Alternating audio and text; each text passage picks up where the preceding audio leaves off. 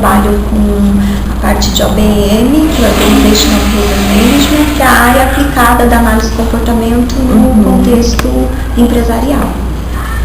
Tenho mestrado em análise de comportamento, MBA em gestão empresarial. Então, a primeira pergunta: quais são as áreas de atuação de um psicólogo dentro de uma empresa?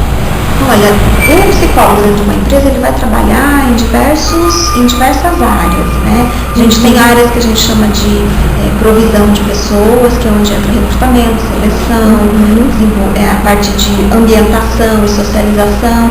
Aí tem uma outra área que é voltada só para a parte de manutenção das pessoas, que é onde entra plano de cargo, carreiras e salários.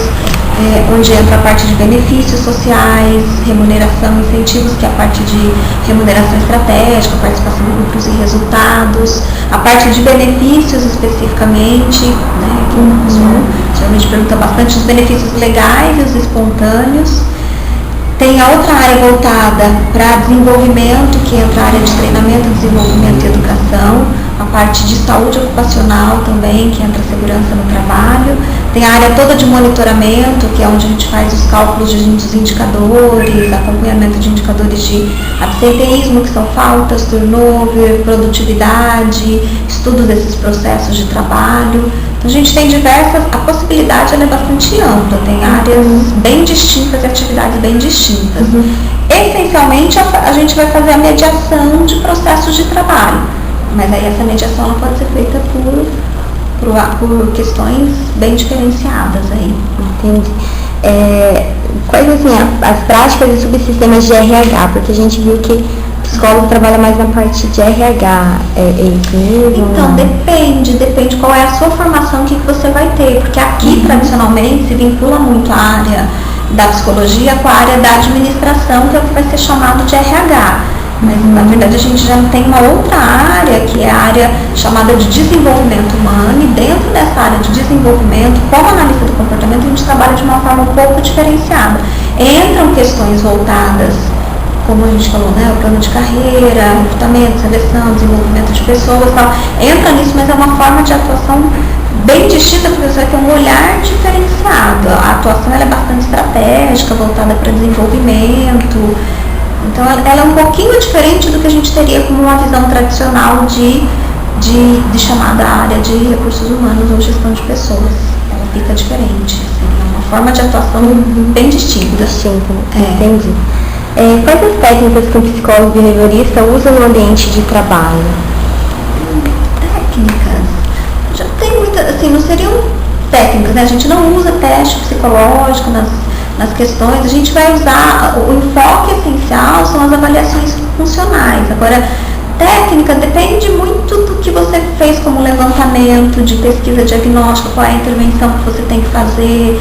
Não tem muito uma técnica específica para cada área, você tem processos de trabalho diferentes. Então, se você vai fazer um processo seletivo, você tem formas de fazer essa avaliação diferente. Se você está pensando num plano de carreira, olhando para outros processos de desenvolvimento também, você pode ter um desenvolvimento mais formal, desenvolvimento através de coaches. Então, assim, tem uma técnica específica. A gente tem uma visão de homem, olhar para as relações que existem dentro da empresa, fazer avaliações funcionais constantes, e aí você vai tendo as intervenções, e essas intervenções elas acabam sendo multidisciplinares. Acho que isso é uma questão bastante presente, né? Você vai fazer um plano de carreira, você vai ter que olhar uma questão financeira dentro da empresa, né? Você vai fazer uma contratação, existem aspectos legais envolvidos, aspectos financeiros também. Então é uma área que atua muito em interdisciplinariedade. A parte de segurança no trabalho também você tem que estar trabalhando com engenheiro de segurança,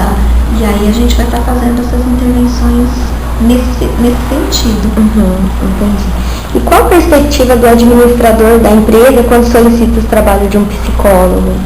Depende do administrador, depende qual é a formação desse administrador, né? Você vai ter, se for um administrador de fato com uma formação em gestão estratégica, ele vai querer uma intervenção que traga um resultado em termos de, no resultado final para ele é a produtividade. A gente sabe que assim, essa produtividade vem quando você tem relações reforçadoras. Então, a gente vai trabalhar com a questão da ética, qualidade no trabalho, que aí gera, na verdade, a produtividade que eles querem, produtividade para o funcionário também. Agora, depende muito de quem é esse administrador, né? Assim, qual é a formação que ele tem, qual é o olhar que ele tem para as coisas.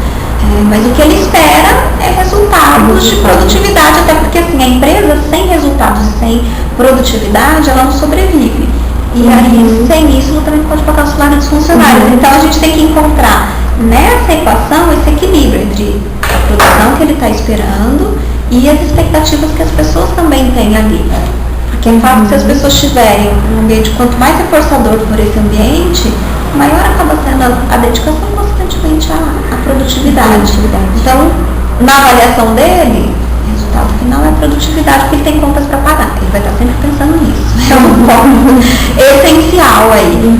Mas, aí vai depender dessa formação mais ética, mais estratégica. Que os administradores mais atuais, é essa visão que eles têm. E quais as maiores dificuldades que o psicólogo encontra em um ambiente de trabalho? Maiores dificuldades? Acho que de qualquer trabalho que você vai encontrar, tem sempre questões. Trabalhar numa empresa é sempre intervir num ambiente altamente complexo, porque você está lidando com um ambiente que muitas vezes você não controla, variáveis, por exemplo, a gente tem variáveis externas que a gente não controla a empresa, que interferem diretamente no nosso trabalho, então questões econômicas, políticas, um acontecimento lá na China interfere no nosso trabalho aqui, né, dependendo do ramo de atividade dessa empresa. Então, essa incontrolabilidade de fatores externos à organização, ela é muito grande. Né? A gente está lidando sempre com uma quantidade de pessoas muito grande. Então, as suas intervenções, elas sempre vão pautar por olhar para uma quantidade maior de pessoas. Não que as pessoas não sejam importantes, mas assim, eu tenho que lidar com 500 funcionários, 700 funcionários, então eu tenho que pensar sempre no bem-estar coletivo, mais do que individual. Então, lidar com o coletivo é sempre prioridade nessa intervenção. Dificuldades às vezes surgem